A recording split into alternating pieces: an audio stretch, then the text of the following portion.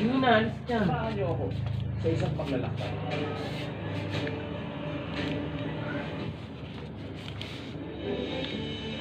Sa malubak na daan na usapin ng infrastruktura sa bansa.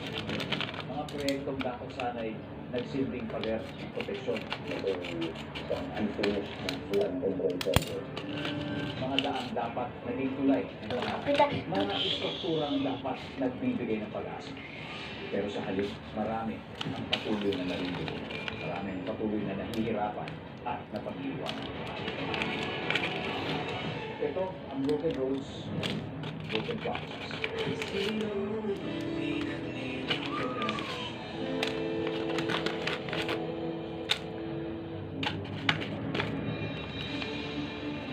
Mahigit 40 kilometro mula Metro Manila. Lalakbayin ko ang lalawigang sentro ng kontrobersya ngayon, ang Bulacan.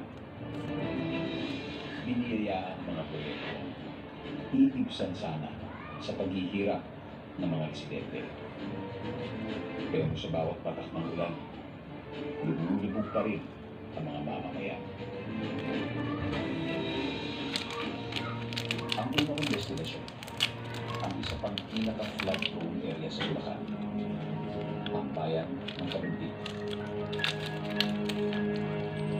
Pero bago pa man ako makarating, ito agad ang bumungan sa akin.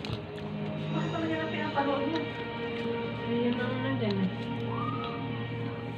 Nandito na lang tayo. Nandito na lang yung kasada. Ayun na. Ito yung sitio na ako sa barangay Maysula o Kalumpit, Bulacan. Sabi ng mga residente rito, dati itong malawak na saka.